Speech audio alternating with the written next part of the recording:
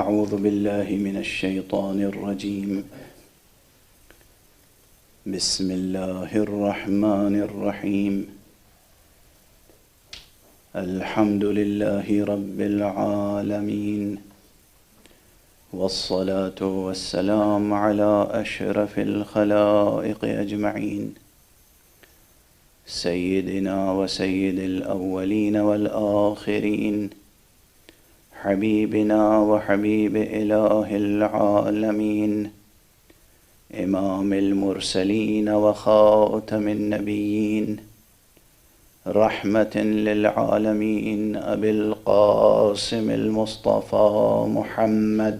اللهم صل على محمد وآل محمد وعلى أهل بيته الطيبين الطاهرين الهداة المهديين المعصومين المظلومين، واللعنة الدائمة على أعداء الحق والدين. أما بعد، فقد قال الله تعالى عز اسمه في محكم كتابه ومتقن خطابه. بسم الله الرحمن الرحيم.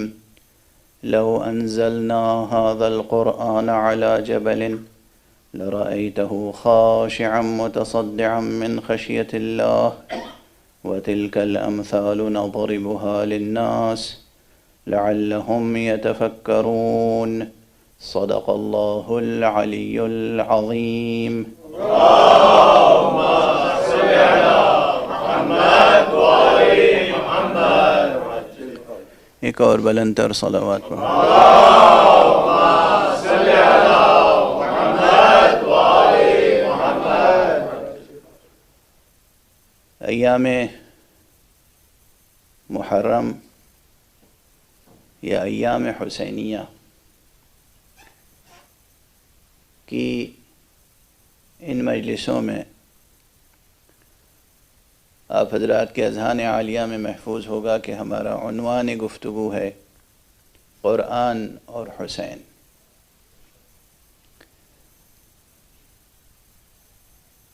متعدد بار عرض کیا میں نے آپ کے سامنے کہ یہ اس وقت کی ضرورت ہے،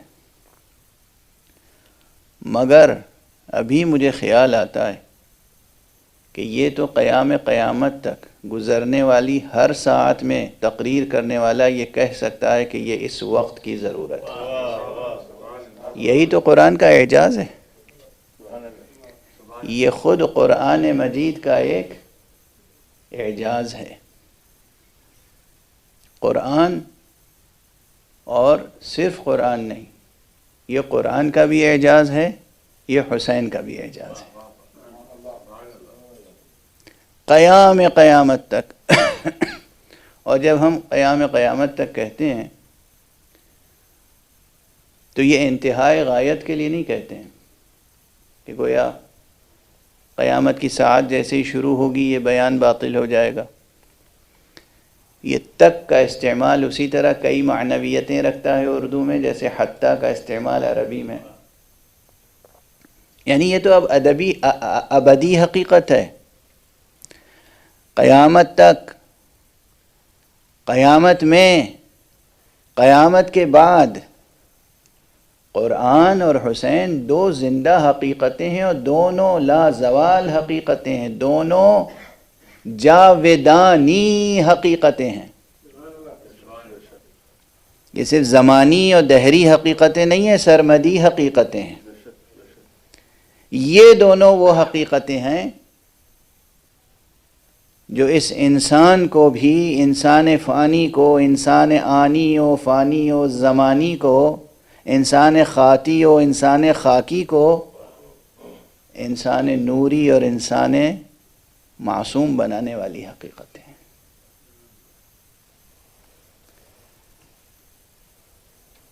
کل گفتگو اس منزل تک پہنچ گئی تھی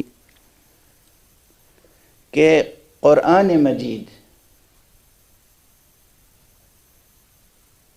ایسا معجزہ ہے جو غیر خدا پیش نہیں کر سکتا.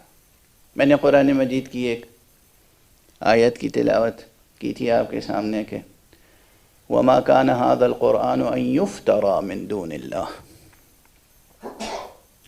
وَلَكِن تَصْدِيقَ الَّذِي بَيْنَ يَدَيْهِ وَتَفْصِيلَ الْكِتَابِ لَا رَيْبَ فِيهِ مِن رَبِّ الْعَالَمِينَ۔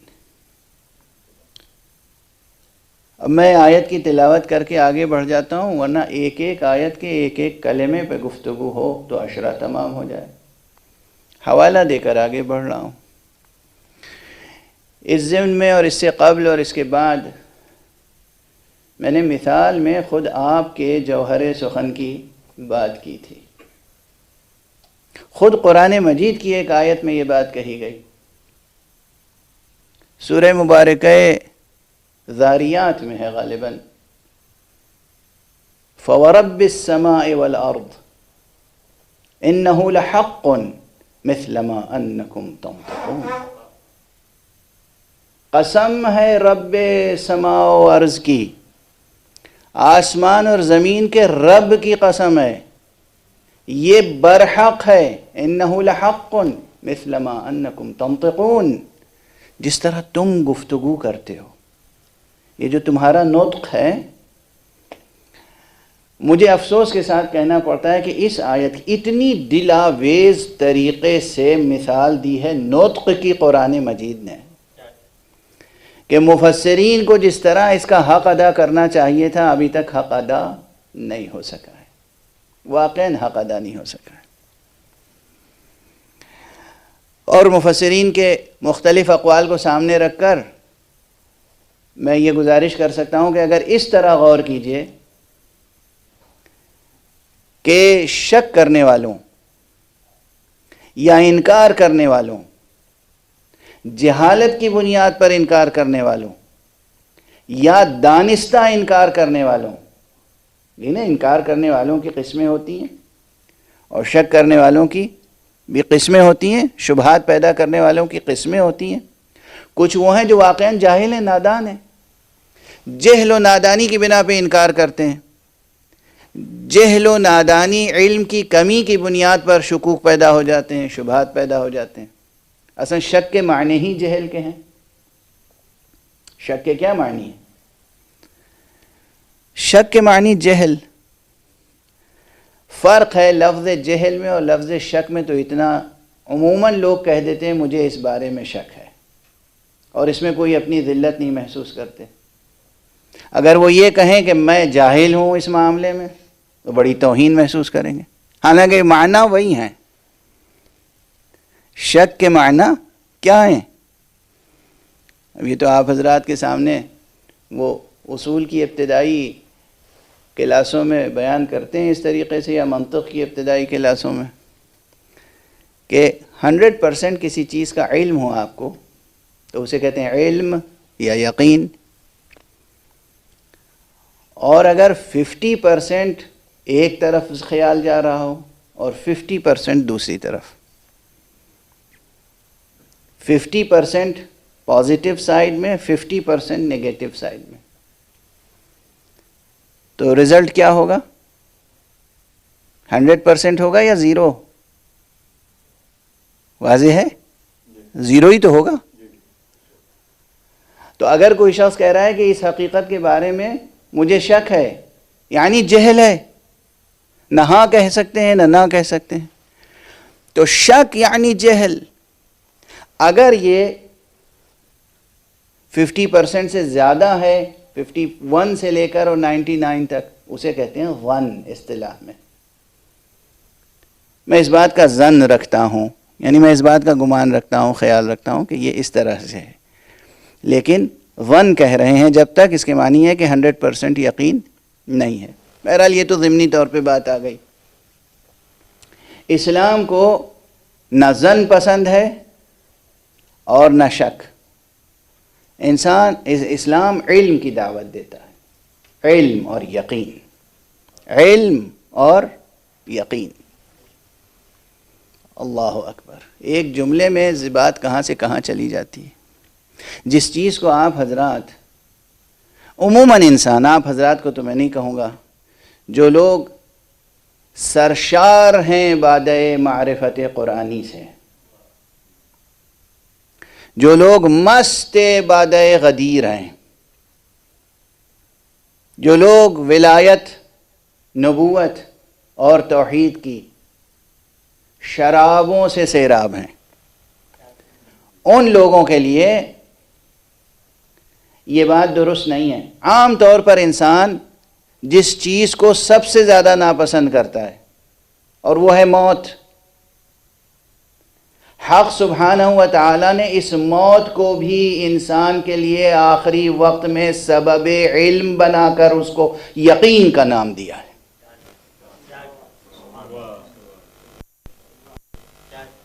قرآن مجید میں موت کا نام یقین ہے۔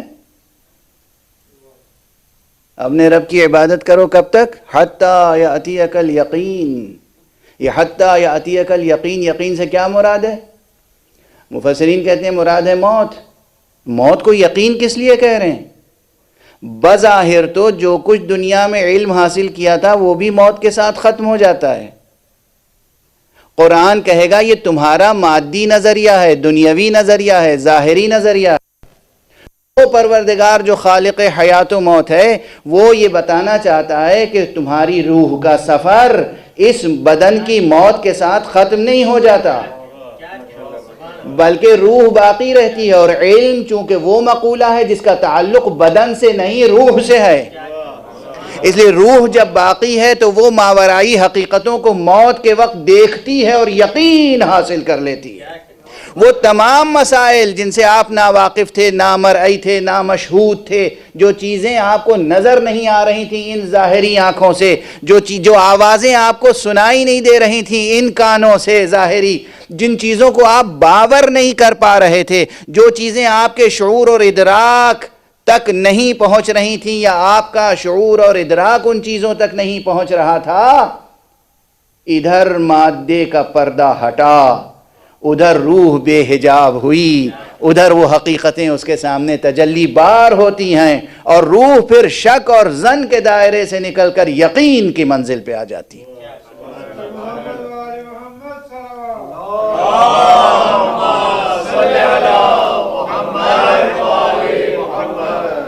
تو بہرحال یہ ہے لطف پروردگار، یہ ہے اس خدا کی قسم اس کائنات کے اسرار پر کتنی گفتگو کی جا سکتی ہے۔ قیامت تک آنے والی آدم علیہ السلام کی تمام نسلیں، تمام جینیس، تمام ذہین افراد ختم ہو جائیں گے، مگر اسرار خداوندی ختم ہونے والے نہیں، اسرار الہی۔ بہرحال تو یہ تو نظام الہی ہے کہ وہ جہل کو پسند نہیں کرتا آپ کے لیے، نادانی، جہل، شک، شبہ۔ قرآن مجید اور قرآن مجید جب کہہ رہا ہوں اس وقت تو یہ ایک علامت ہے تمام کلمات الہیہ کی، اور جب حسین کہہ رہا ہوں تو حسین بھی ایک علامت ہے۔ حسین ایک فرد نہیں ہے، ایک علامت ہے محمد سے محمد تک آنے والے تمام نظام ہدایت کی۔ ایک صلوات پڑھ دیجئے محمد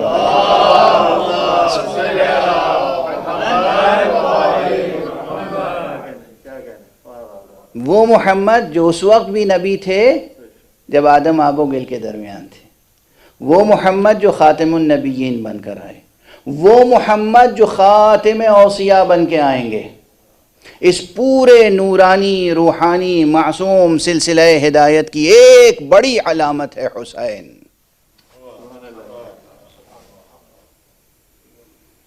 اور جس طرح حق سبحانہ و تعالیٰ کے صفات میں سے ایک صفت یہ ہے کہ وہ صادق ہے، اور صادق کہتے ہیں اسے جس کے قول اور فعل میں تضاد نہ ہو، تناقض نہ ہو، ٹکراؤ نہ ہو، مکمل وحدت ہو۔ اسی طرح قرآن قول حق ہے اور حسین فعل حق ہے۔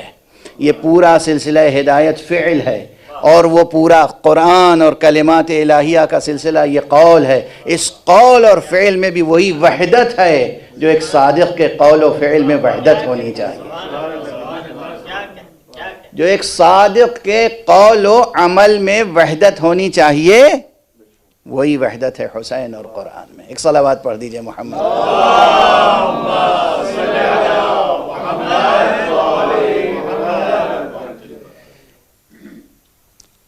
ٹھہر کر ذرا، چونکہ زیادہ توجہ ہمیں کسی سبب سے قرآن مجید سے متعلق مباحث پر دینی ہے، تو میں عرض کرتا چلوں کہ قرآن مجید کے اعجاز کے پہلو پر خود قرآن مجید میں جو آیتیں پیش کی گئیں، اس میں مثلا سورہ مبارکہ بقرہ میں بھی یہ آیت موجود ہے کہ وَإِن كُنتُمْ فِي رَيْبٍ مِّمَّا نَزَّلْنَا عَلَىٰ عَبْدِنَا فَأْتُوا بِسُورَةٍ مِّن مِثْلِهِ وَادْعُوا شُهَدَاءَكُم مِّن دُونِ اللَّهِ إِن كُنتُمْ صَادِقِينَ۔ اگر تمہیں اس کلام میں شک ہے، ان کنتم فی ریب، ریب شک، تو پھر لے آؤ کوئی ایک ہی سورہ لے آؤ، اور اس کے ساتھ خدا کے علاوہ کسی اور کو لے آؤ اپنا حامی و ناصر و مددگار اور گواہ بنا کر، من دون اللہ، خدا کے علاوہ۔ یہ میں روزانہ ایک دو مثالیں عرض کر رہا ہوں کہ خود قرآن مجید میں ان تمام اعتراضات کا جواب پہلے سے دیا جا چکا ہے۔ اب پھر تجزیے اور تحلیل کی منزل میں ہم آئیں کہ قرآن مجید تحدی ہے، معجزہ ہے، چیلنج ہے، کس کے لیے؟ افسوس یہ ہے کہ بہت سے علماء، عرب علماء اس بات پر مصر ہیں کہ قرآن کا راز معجزہ ہونے کا مضمر ہے اور منحصر ہے اس کی عربیت میں، فصاحت و بلاغت میں۔ معجزہ بیان ہے، معجزہ فصاحت ہے، معجزہ بلاغت ہے۔ مجھے سخت اختلاف ہے اس سے۔ بزرگ علماء ہیں، میں کیا اب نام کس کے گناؤں، قدماء سے لے کر اس دور کے علماء تک، لیکن دوسرے طرف یہ رائے رکھنے والے بھی ہیں کہ قرآن مجید کی شان فصاحت و بلاغت معجزہ ضرور ہے، مگر قرآن مجید کی کل شان اعجاز اس کی فصاحت و بلاغت میں مضمر نہیں ہے۔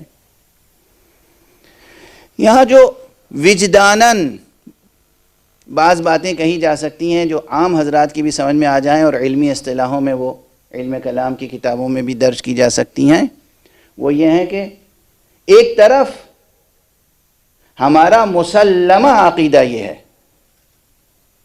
کہ رسول خاتم صلی اللہ علیہ وآلہ وسلم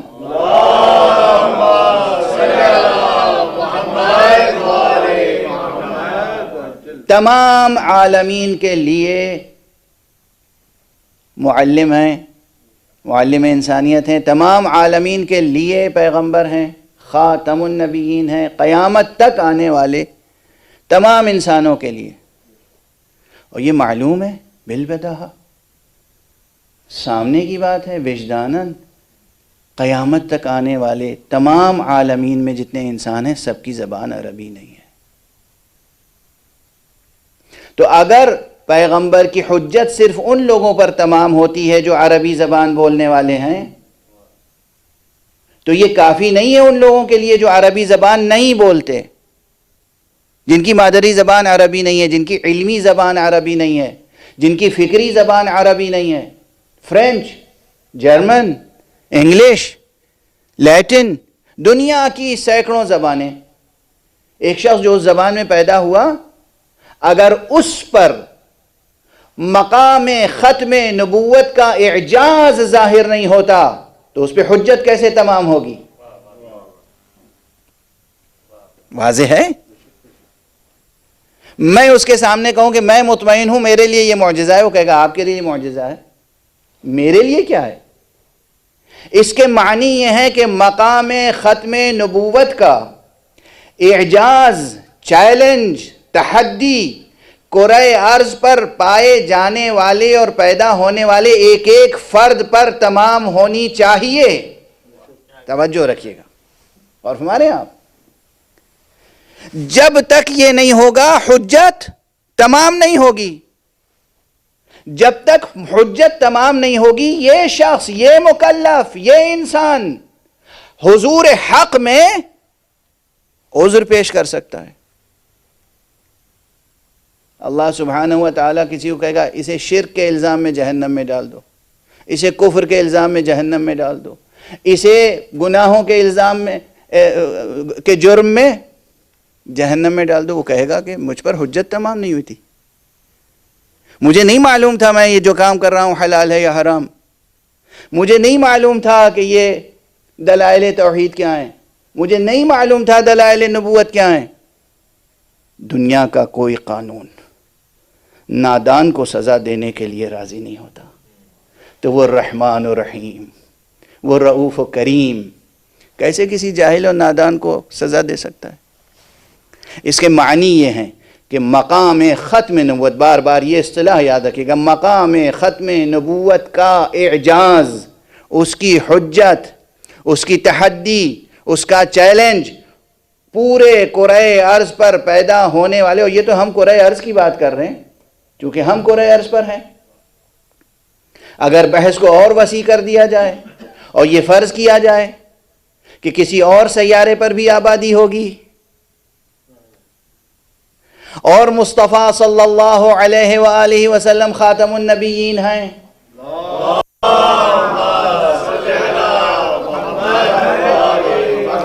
رحمت عالمین ہیں، اور عالمین کو اس وسیع مفہوم میں لیا جائے جو 21ویں صدی کے مطابق ہے. غور فرما رہے ہیں آپ؟ تو اس کے معنی ہے کہ حجت مقام ختم نبوت کس پر قائم ہونی چاہیے جبکہ سب کی زبان عربی نہیں ہے.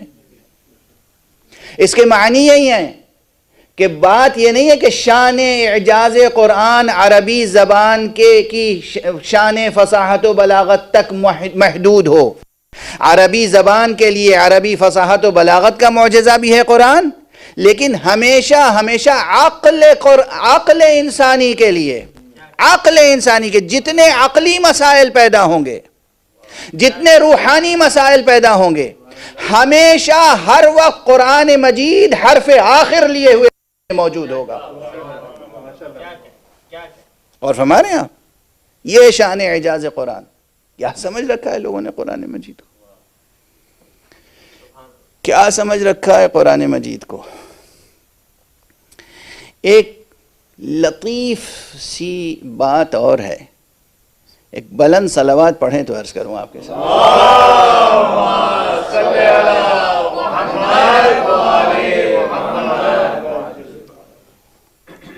یہ بات آپ حضرات کے ذہنوں میں ہوگی، میں بارہا عرض کرتا رہا ہوں اور غالباً گزشتہ چند شبوں میں بھی عرض کر چکا ہوں کہ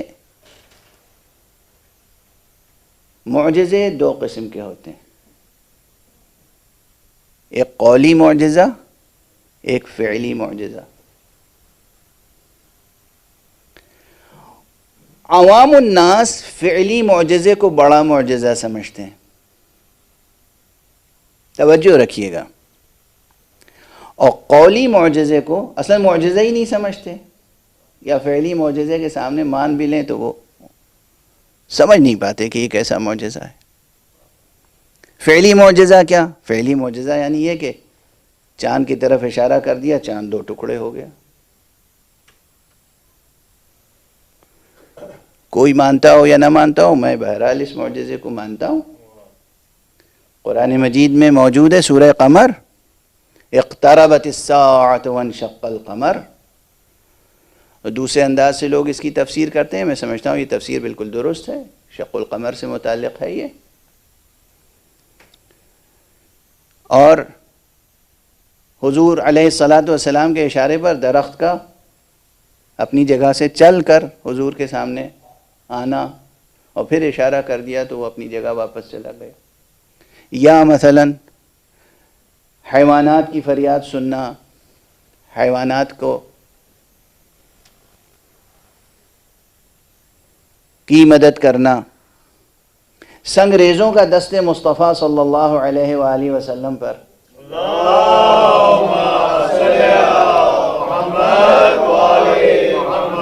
کلام کرنا، یہ سب معجزات ہیں، تواتر سے ہیں۔ پورا لشکر کا لشکر پیاسا ہے، راستے میں پانی ختم ہو گیا، اور آپ کی انگلیوں کے درمیان سے، انگشتان مبارک سے اتنا پانی نکلا کہ پورا لشکر سیراب ہو گیا۔ یہ معجزات تواتر کے ساتھ موجود ہیں تاریخ میں۔ یہ سب ہے فعلی معجزات۔ اس طرح کے اور بہت سے، مردے کو زندہ کر دینا بہت بڑا معجزہ ہے، لیکن فعلی معجزہ ہے۔ فعلی معجزے جتنے بھی ہوں انہیں چھوٹا معجزہ سمجھتا ہے خود پروردگار۔ علم کلام میں یہ ثابت ہے کہ چھوٹے معجزے ہیں، یہ معمولی چھوٹے معجزے، یعنی یہ تو معصومین کے لیے معمولی باتیں ہیں۔ چھوٹے معجزہ کا بات سمجھے آپ کہ یہ معصومین کے لیے معمولی باتیں ہیں۔ قرآن سب سے بڑا معجزہ ہے۔ عجیب، قرآن سب سے بڑا معجزہ ہے۔ راز کیا ہے اس میں؟ رمز کیا ہے؟ راز اور رمز یہ ہے، فعل جو اس زمان و مکان کے حصار میں وجود میں آتا ہے، یہ فعل ظرف فعل آنات ہیں زمانی، اور زمان ظرف زمان یہ مسلسل ایک آن فنا ہوتا ہے تب دوسرا آن آتا ہے، ایک ثانیہ فنا ہوتا ہے تو دوسرا ثانیہ آتا ہے، ایک منٹ فنا ہوا تو دوسرا منٹ آیا، ایک گھنٹہ گزر گیا تب دوسرا گھنٹہ آیا۔ ٹھیک ہے نا؟ یہ بات سمجھ میں آ رہی ہے؟ ہماری ایک سانس چلی گئی تب دوسری سانس آئی، ہماری زندگی کا ایک دن ختم ہو گیا تب دوسرا دن آیا۔ یہ زمانہ جو ہے یہ مسلسل منقرض ہو رہا ہے، ختم ہو رہا ہے۔ واضح ہے؟ جو چیز ظرف زمان میں ہوگی وہ اتنی ہی دیر رہے گی جتنی دیر وہ فعل انجام پائے گا۔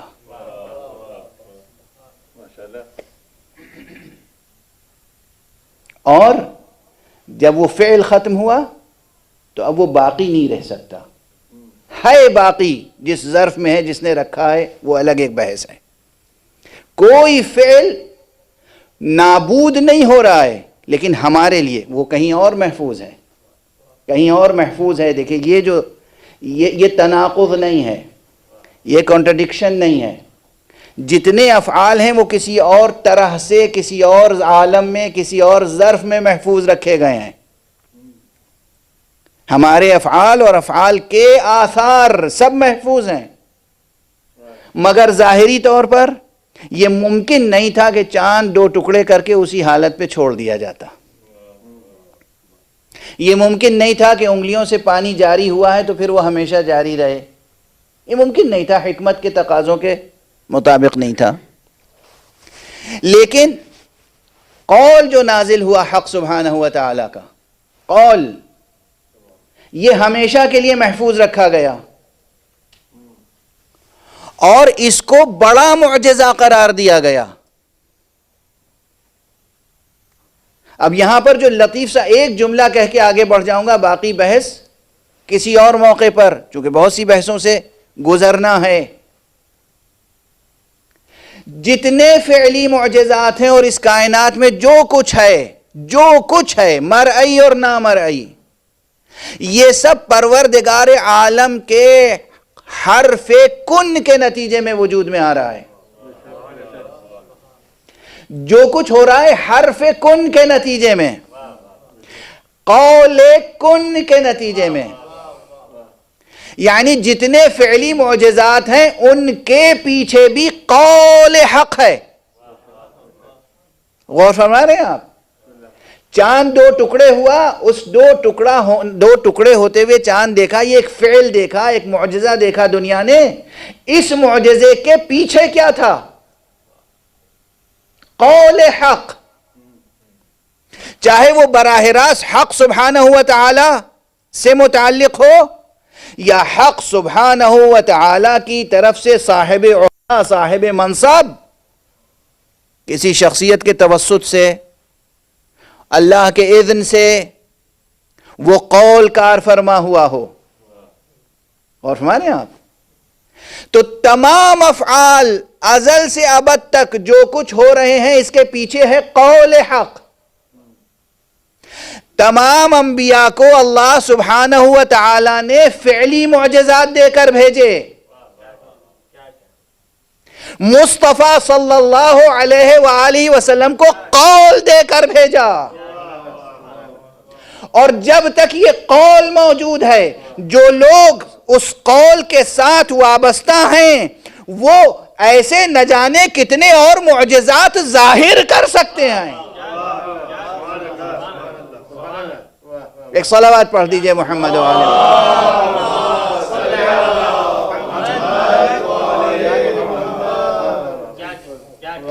ہاں بس یہ ہے کہ ہر حافظ معجزہ نہیں دکھا سکتا، ہر مفسر معجزہ نہیں دکھا سکتا، ہر مولوی معجزہ نہیں دکھا سکتا. اور مولوی تو عاجزی دکھا سکتا ہے، معجزہ تھوڑی دکھا سکتا ہے. عاجزی دکھا سکتا ہے. بہرحال کیوں نہیں دکھا سکتا؟ کیوں نہیں دکھا سکتا؟ اس کا سبب ظاہر ہے.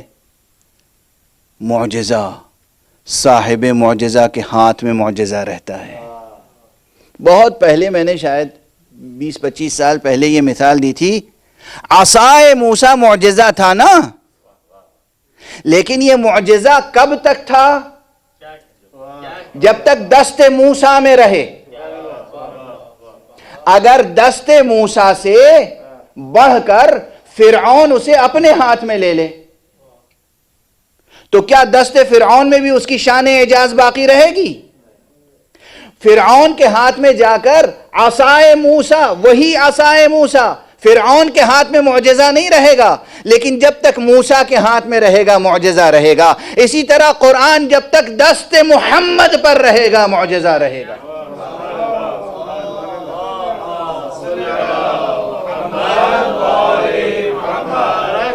محمد آل محمد بلندتر صلوات. ابھی بات بہت ادھوری اور بہت تشنا ہے، اگر یہیں رک جاؤں تو بہت سے اعتراضات وارد ہوں گے. جب تک دست معجز نما پر رہے گا معجزہ رہے گا. اب اگر آج بھی مسلمان یہ یقین رکھتا ہے کہ یہ معجزہ ہے تو اسے ماننا پڑے گا کوئی محمد بھی موجود ہے جس کی بنا پر یہ معجزہ ہے. اس کے معنی ہے جب تک قرآن رہے گا کوئی قائم رہے گا، جب تک کوئی قائم رہے گا قرآن معجزہ رہے گا. صلوات پڑھ دیں محمد و آلہ.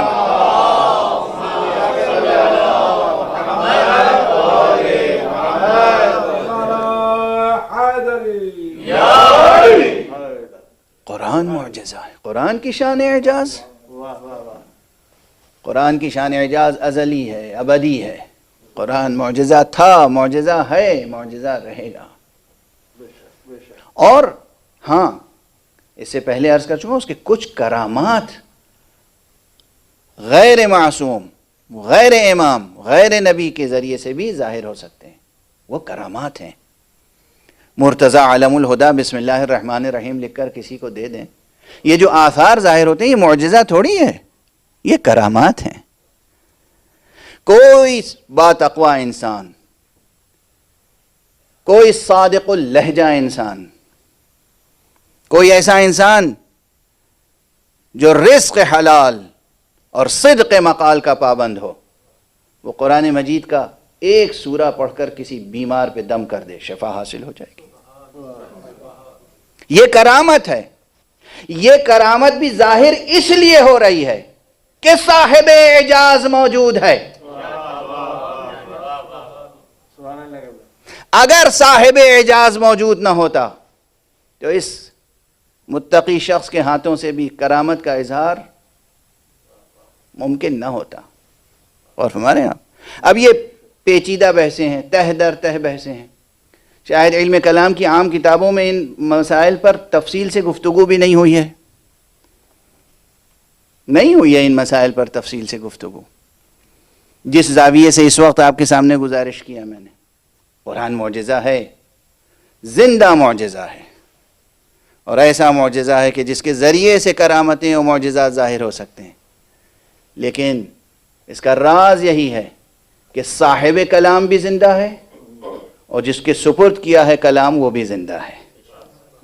اللہ بھی حی و قیوم ہے اور یہ کلام بھی حی و قیوم ہے، اور جس کے سپرد کیا گیا ہے اس کا وجود مبارک بھی حیات اور قیومیت کی صفتوں سے، اس کی عنایت سے متصف ہے۔ صلوات پڑھ دیجئے محمد والے۔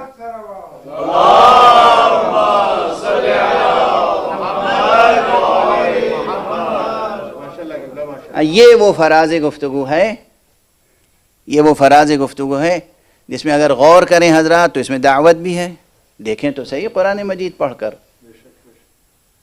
آئینہ قلب صاف ہو، آئینہ ذہن پاک ہو، حق سبحانہ و تعالی، کوئی کسی بھی نام سے پکارتا ہو خدا کو، کوئی گاڈ کہتا ہو، کوئی ایشور کہتا ہو، کوئی اللہ کہتا ہو، کوئی خدا کہتا ہو، اصطلاحاً مسلمان ہو یا نہ ہو،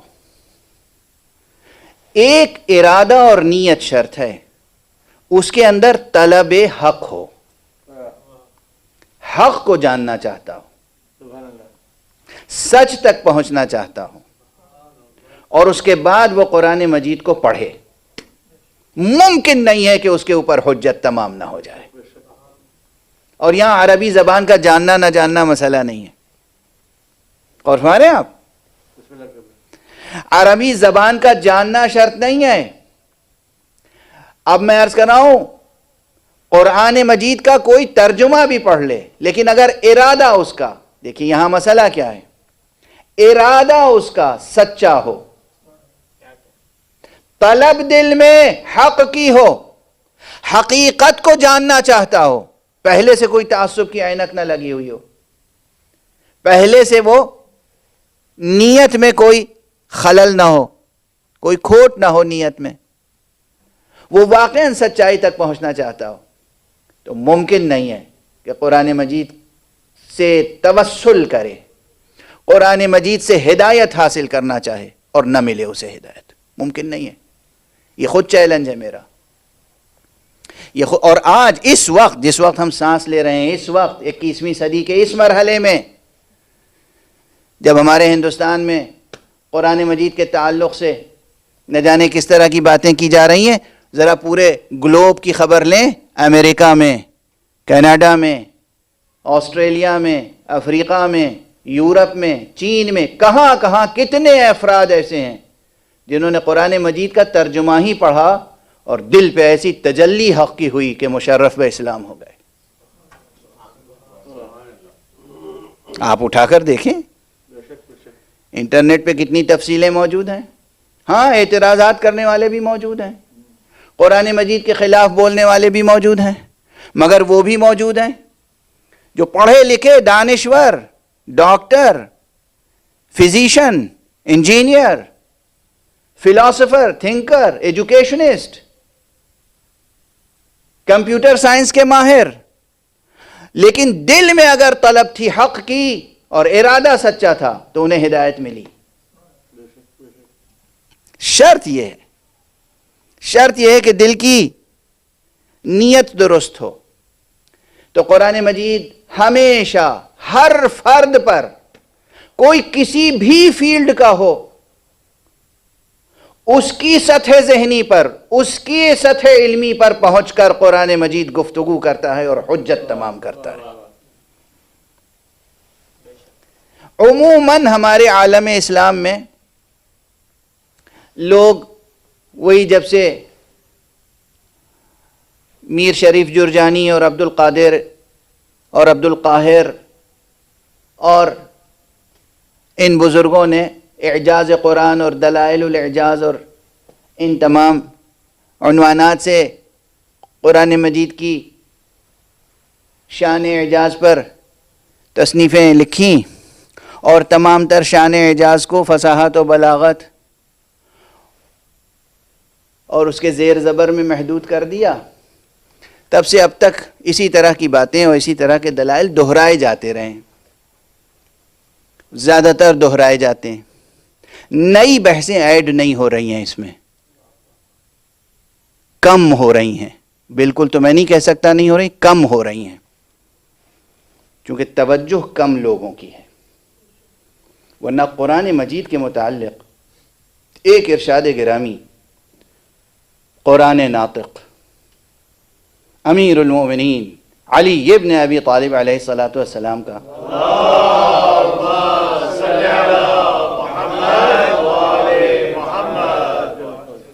آپ کے کئی خطبے نہج البلاغہ میں موجود ہیں، اور نہج البلاغہ کے علاوہ دوسری کتابوں میں موجود ہیں، اور رسول اللہ صلی اللہ علیہ وآلہ وسلم کے ارشادات تو موجود ہیں ہی قرآن مجید کی عظمت اور اس کی خصوصیتوں کے تعلق سے۔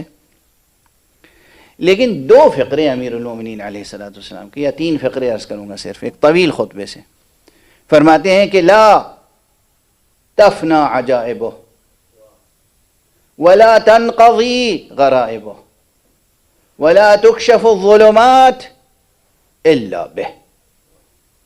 اس کے عجائبات کبھی فنا ہونے والے نہیں ہیں۔ کس کے؟ قرآن مجید کے عجائبات، فصاحت نہیں کہی، بلاغت نہیں کہی، اس کے عجائبات فنا ہونے والے نہیں ہیں۔ اور اس کے غرائب کا ترجمہ میں معجزات کرتا ہوں اگر آپ کی اجازت ہو۔ اس کے معجزات، اس کے غرائب کبھی ختم ہونے والے نہیں ہیں۔ وَلَا تُكْشَفُ الظُّلُمَاتُ إِلَّا بِهِ، اور ظلمتیں چھٹیں گی نہیں مگر قرآن مجید کے وسیلے سے۔ یہ خود کلام تحدی ہے، چیلنج ہے۔ تو اگر امیر المومنین علیہ الصلوۃ والسلام فرما رہے ہیں کہ اس کے عجائبات و غرائبات ختم ہونے والے نہیں ہیں، اس کے معنی یہ ہیں کہ ہر نئی نسل نئے علم لے کر آئے گی، اور ہر نئے علم کی روشنی میں جب بھی قرآن مجید کو پڑھا جائے گا تو وہ سب سے بلند سطح علمی پہ نظر آئے گا۔ ہر نئی نسل، ایک چھوٹی سی مثال عرض کر دوں۔ پہلے تو بس یہ تھا کہ آیتیں اور جملے اور حرف گنتے تھے قرآن مجید کے۔ قرآن مجید میں کتنی آیتیں ہیں، قرآن مجید میں الفاظ کتنے ہیں، قرآن مجید میں الف کتنی بار آیا، قرآن مجید میں بے کتنی بار آیا، تے کتنی بار آیا، تمام 28 حرف کی فہرست موجود ہے۔ قرآن مجید میں زیر کتنی بار آیا، زبر کتنی بار آیا، پیش کتنی، یہ سب موجود ہے، انٹرنیٹ پہ جائیے مل جائے گا آپ کو، اور نہایت دقت کے ساتھ۔ اور یہ کمپیوٹر وغیرہ کی ایجاد سے پہلے کی بات ہے۔ لیکن کمپیوٹرز کی ایجاد اور اس کی ترقی کے بعد جیسے جیسے انسان کا ذہن ڈیجیٹل ہوتا چلا گیا، اب یہ بحث چھڑی الاعجاز العددی فی القرآن الکریم۔ یہ عنوان وہ تھا جو اس سے پہلے ذہن میں آ ہی نہیں سکتا تھا۔ جب یہ علوم سامنے آئے تب یہ عنوان سامنے آیا، نیومیریکل میریکلز، اعجاز عددی، اور اس پر کتنے لوگوں نے کام کیا۔ اب ضخیم کتابیں آ چکی ہیں کہ قرآن مجید میں عددی اعجاز کی شان کیسی پائی جاتی ہے۔ اس کے معنی یہ ہے کہ جب بھی کوئی نیا علم وجود میں آئے گا، اس علم کی روشنی میں جب بھی قرآن مجید کو پڑھا جائے گا تو قرآن مجید نئی روشنی بکھیرتا ہوا نظر آئے گا، نئی ہدایت کی راہیں روشن ہوں گی۔ ایک صلوات پڑھ دیجئے محمد و آل محمد۔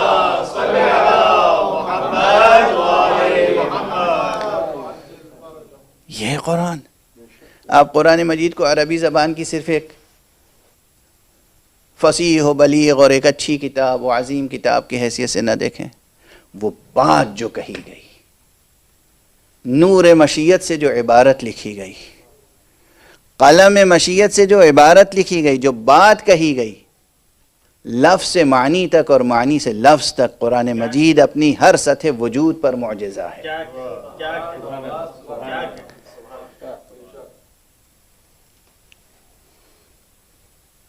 میں ایک بزرگ عالم دین کے محضر میں تھا اور انہوں نے مجھے یہ روایت سنائی۔ اب آپ کو بھی میں یہ روایت سنا دوں اور پھر گفتگو کو آگے بڑھاؤں۔ ایک صلوات پڑھ دیجئے محمد۔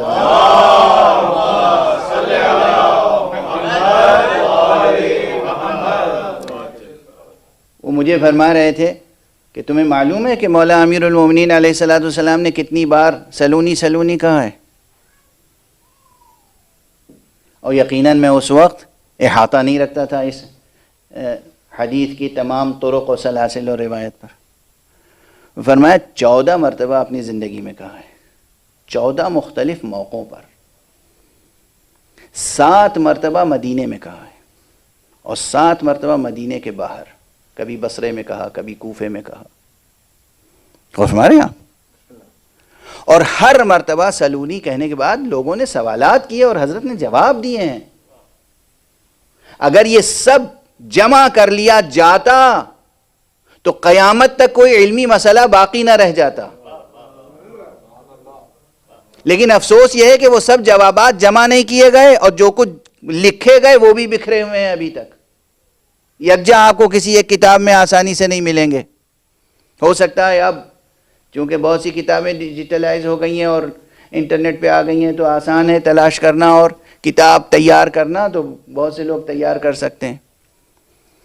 کہا ان تمام روایتوں میں انہوں نے فرمایا کہ ایک روایت میری نظر سے یہ گزری ہے کہ ایک مرتبہ امیر المومنین علیہ الصلوۃ والسلام مصحف لے کر ممبر پہ تشریف فرما ہوئے، مصحف ہاتھ میں لے کر، لکھا ہوا قرآن، اور کہا پوچھو مجھ سے، پوچھو، تم میں سے کسی کو کوئی سوال کرنا ہے پوچھو۔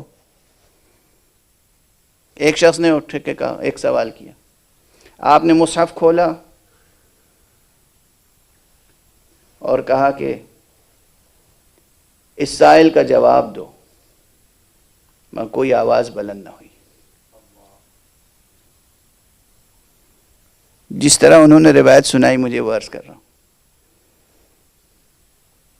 دوسرے نے اٹھ کے سوال کیا، کہا جواب دو، کوئی آواز نہیں آئی، کوئی جواب نہیں آیا۔ تیسرا اٹھا، کہا یا علی یہ کیا کر رہے ہیں آپ؟ ظاہر منافقین بھی تھے مجمع میں موجود، یہ کیا کر رہے ہیں آپ نے کہا سوال کرو، اور جب سائل سوال کر رہا ہے تو آپ اس کتاب کو کھول کے کہہ رہے ہیں جواب دو، آپ جواب کیوں نہیں دیتے؟ کہا بس یہی تو سمجھانا چاہ رہا تھا۔ اب تم خود اس نتیجے پہ پہنچ گئے کہ تم سوال کرو گے تو یہ قرآن تمہیں جواب اس طرح نہیں دے سکتا جس طرح یہ علی ابن ابی طالب جواب دے سکتا ہے، اس لیے کہ اصل میں ہوں قرآن ناطق۔ صلوات پڑھ دیں محمد و آل محمد۔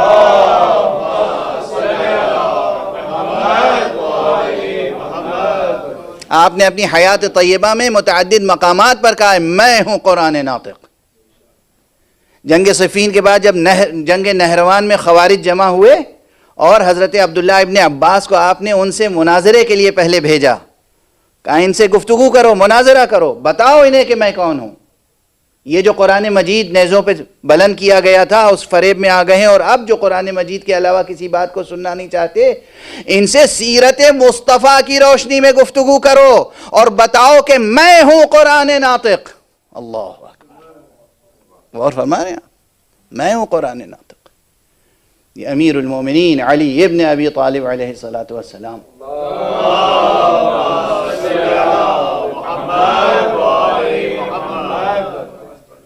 کی شان ہے۔ اور اس وقت جو بھی موجود تھا وہ بہرحال امام کی حجت کا قائل ہوا، اور امام نے جتنے لوگوں نے سوالات کیے تھے ان کے جوابات عنایت فرمائے۔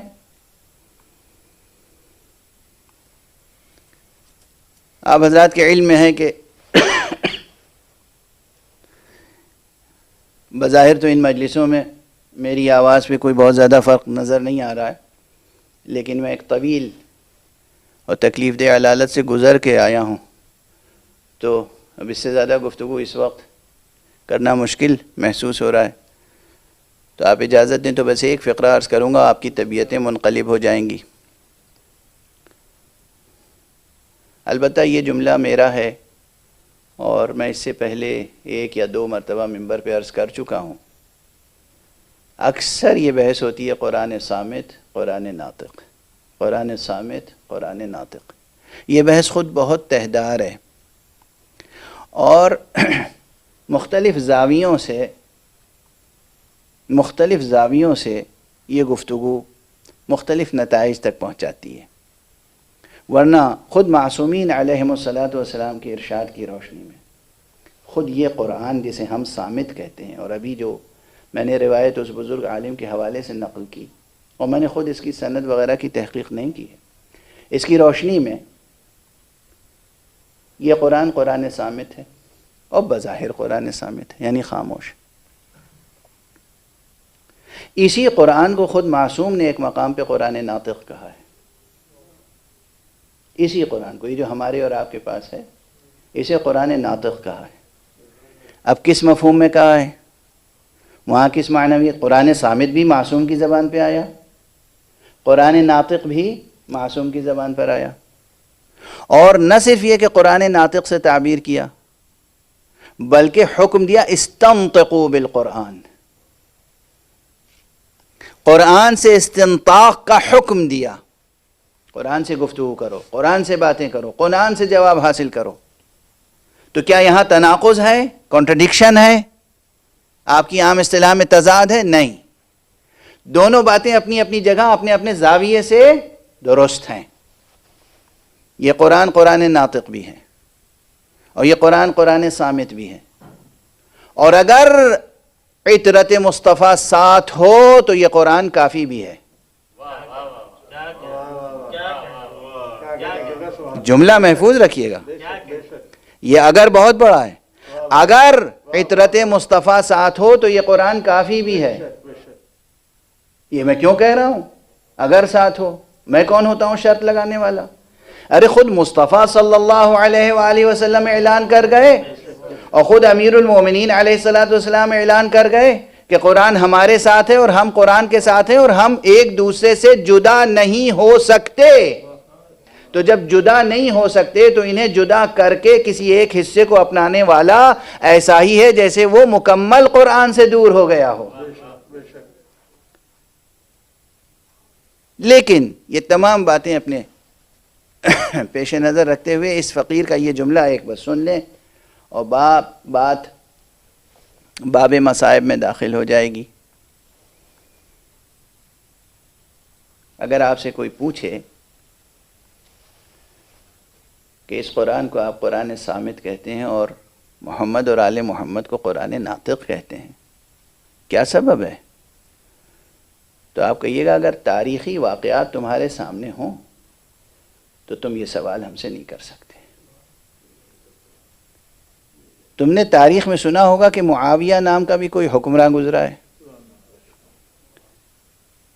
معاویہ نے امیر المومنین حضرت علی ابن ابی طالب خلیفہ رسول کے مقابلے میں جنگ کی، اور جب جنگ ہارنے لگا تو اس نے نیزے پہ قرآن بلند کیا، لیکن قرآن کچھ نہیں بولا، خاموش رہا، قرآن خاموش رہا، اور نتیجہ کیا ہوا کہ مسلمان ٹکڑوں میں بٹ گئے۔ لیکن اسی معاویہ کے بعد اس کا بیٹا یزید تخت نشین ہوا، اور اس نے عطرت مصطفیٰ میں سے ایک شخص کا سر کاٹ کر نو کے نیزہ پہ بلند کیا، اور تاریخ گواہ ہے کہ وہ سر خاموش نہیں رہا۔ وہ کہیں قرآن مجید کی آیتوں کی تلاوت کرتا تھا اور کہیں قرآن مجید کی آیتوں کی تفسیر کرتا تھا، اور نو کے نیزہ پہ بلند تھا۔ اس قرآن کا خاموش رہنا، اس قرآن کا بول کر گواہی دینا، قرآن کی تلاوت کرنا بتاتا ہے وہ قرآن صامت ہے، یہ قرآن ناطق ہے۔ بس عزیزان گرامی، آپ حضرات ملتفت ہو گئے ہیں، آج چھٹی مجلس ہے، اور آج جو ترتیب ہم نے قائم کر رکھی ہے، عزاداروں نے قائم کر رکھی ہے، وہ خصوصی طور پر آج آقا حسین کو بی بی جناب زینب کے بچوں کا پرسہ دیتے ہیں۔ اجرکم علی اللہ، کیا المناک شہادتیں ہیں، کیا المناک شہادتیں ہیں۔ کیسی کیسی مائیں تھیں کربلا میں، کیسے کیسے بچے تھے کربلا میں، حسن میں، جمال میں، علم میں، ادب میں، عرفان میں، کس کمال کے بچے تھے جناب بی بی زینب کے بچے۔ اگر کربلا میں حضرت علی اکبر شبیہ پیغمبر تھے تو بس یہ سمجھ لیجئے کہ جناب زینب کے بچے شبیہ جعفر اور شبیہ حمزہ تھے۔ سید الشہداء حمزہ کی ایک شبیہ ہے، ایک جعفر طیار کی شبیہ ہے، اس لیے کہ دونوں بچے کس کے ہیں؟ عبداللہ ابن جعفر طیار کے، اور بی بی جناب زینب کی آغوش کے پالے ہیں، بی بی جناب زینب کے بچے ہیں دونوں۔ شب عاشور تمام رات بی بی زینب اپنے بچوں کی تربیت کرتی رہی، بار بار فرماتی تھی بیٹا کل اپنے ماموں کے سامنے مجھے شرمندہ نہ کرنا۔ اللہ اکبر۔ دنیا کی ہر ماں کی خواہش ہوتی ہے کہ اس کے بچے سلامت رہیں، مگر کربلا کی مائیں بچوں کی طرح مچل رہی تھیں کہ ان کے بچے حق پر قربان ہو جائیں۔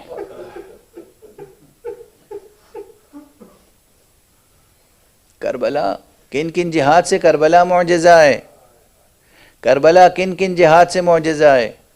بڑوں کے لیے بھی درس عمل ہے، بوڑھوں کے لیے بھی درس عمل ہے، جوانوں کے لیے بھی درس عمل ہے، بچوں کے لیے بھی درس عمل ہے، خواتین کے لیے بھی درس عمل ہے۔ ایک مکمل عملی طور پر ایک مکمل قرآن ہے کربلا، سب کے لیے درس عمل، تمام احکام کا جامع، تمام احکام شریعت پہ روشنی ڈالنے والا واقعہ ہے یہ واقعہ کربلا۔ یہ الگ ایک موضوع ہے، کربلا کا فقہی مطالعہ کوئی کرنا چاہے تو کرے اس عنوان سے۔ اس فقیر نے تقریباً 30-35-40 سال قبل مقالہ لکھا تھا تفصیلی، کربلا کا فقہی مطالعہ۔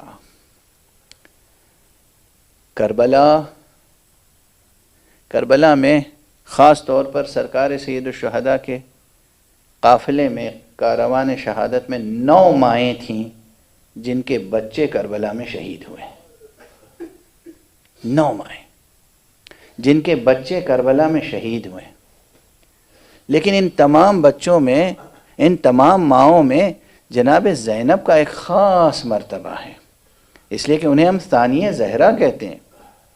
جناب زینب سلام اللہ علیہا کے متعلق بس میں اجازت دیجئے کہ مرحوم شاعر علامہ جمیل مظہری کے 2 مصرے دہرا دوں، پھر آپ کو اندازہ ہوگا بی بی زینب کا جذبہ کیا ہے اور بی بی زینب کی قربانی کی عظمت کیا ہے۔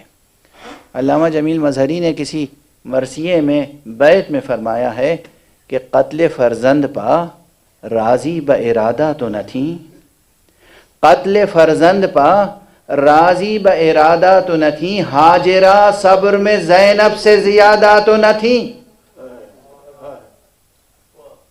جناب بی بی ہاجرہ نے جناب اسماعیل کی قربانی گوارا کی، مگر کس دل سے، کس جذبے سے، کس انداز سے، تاریخ میں موجود ہے۔ جناب ابراہیم جب لے کر گئے ہیں تو ماں کو یہ بتا کے نہیں گئے تھے کہ ہم قربان کرنے کے لیے جا رہے ہیں، اور جب جناب اسماعیل آئے ہیں اور بیٹے کے گلے پر صرف ایک نشان ہلکا سا دیکھا ہے تو جناب ہاجرہ کیا کیا تڑپ کے روئی ہیں۔ لیکن یہاں یہ نہیں کہ زینب کو معلوم نہیں ہے، زینب کو معلوم ہے، زینب خود آمادہ کر رہی ہیں، حسین روک رہے ہیں، زینب آمادہ کر رہی ہیں۔ بار بار بچے صبح عاشور ہونے کے بعد آتے ہیں، مامو جان مجھے بھی اجازت دیجئے، مامو جان مجھے بھی اجازت دیجئے، فرماتے ہیں جاؤ بیٹا جاؤ، خیمے میں جاؤ، تم اپنی ماں کے لیے سہارا ہو۔ بار بار بچے آتے ہیں، کہتے ہیں مادر گرامی نے تو سجا کے بھیجا ہے، یہ میرے سر پہ امامہ مادر گرامی نے باندھا ہے، یہ میری کمر میں تلوار مادر گرامی نے باندھی ہے، مجھے اجازت دے دیجئے ورنہ میری مادر گرامی دودھ بخشنے کے لیے آمادہ نہیں ہے۔ اصرار ہے ماں کا، جاؤ بچو فرزند رسول پر قربان ہو جاؤ، اجرکم علی اللہ۔ اصل قدر و قیمت کس چیز کی ہے؟ فرزند رسول۔ کاش آج بھی جہاں تک آواز جا رہی ہو، جتنے مسلمان سن رہے ہیں اور غیر مسلم سن رہے ہیں، سب اس بات کو سمجھیں، حسین فرزند رسول، حسین حسین حجت حق، حسین فرزند رسول پر قربان ہو جاؤ۔ ایسا نہ ہو کہ تمہارے جیتے جی دشمن کا کوئی وار حسین تک پہنچ جائے، کوئی تیر حسین تک پہنچ جائے، کوئی پتھر حسین تک پہنچ جائے۔ اور تاریخیں گواہ ہیں کہ دونوں بچے ماں سے رخصت ہو کر اور امو سے اپنے ماموں سے اجازت لے کر میدان میں آئے. زیادہ عمریں نہیں ہیں، عباس سے بہت چھوٹے ہیں، علی اکبر سے بھی چھوٹے ہیں، زیادہ عمریں نہیں ہیں، مگر دونوں نوجوان دونوں بچوں نے خوب جنگ کی. کہتے ہیں کئی دشمنوں کو ہلاک کیا، خوب جنگ کی. دونوں ساتھ ساتھ جنگ کر رہے تھے. بعض روایتوں میں کہ ایک کے بعد دوسرا گیا. بعض روایتوں میں جو ہمارے ہاں شعراء خطبہ عموماً بیان کرتے آئے ہیں، دونوں بچے جنگ کر رہے تھے. یہ تحقیقی موضوع ہے، مقام تحقیق پر گزارش کروں گا. لیکن جو اصل واقعہ ہوا، ایک مرتبہ جنگ کرتے کرتے شامی لشکریوں نے دونوں بچوں کو علیحدہ گھیر لیا. دونوں ایک دوسرے سے دور ہو گئے. بیچ میں ایک فوج کا ریلا آ گیا، ایک نے ادھر حلقہ کیا، ایک نے ادھر حلقہ کیا. اور اب اس کے ہاتھ میں جو اسلحہ تھا وہ انہی بچوں کے اوپر استعمال ہو رہا تھا. نیزے، تیر، تلواریں برسنے لگیں. دونوں ہاشمی بچوں نے، حضرت جعفر طیار کے دونوں پوتوں نے، عبداللہ ابن جعفر طیار کے دونوں بچوں نے، زینب کے دونوں بچوں نے خوب داد جہاد دیا، خوب داد شجاعت دی، خوب جہاد کیا. لیکن کب تک جہاد کرتے؟ یہ دنیا دار امتحان ہے، یہ دنیا دار ابتلا ہے. یہاں ہر وقت معجزوں سے کام نہیں لیتے ہیں اولیاء اللہ. ایک مرتبہ ایک بھائی زمین پر آیا، ادھر دوسرا بھائی زمین پر آیا. دونوں نے آواز دی، ماموں جان ہمارا آخری سلام. آقا حسین میدان کربلا میں آئے.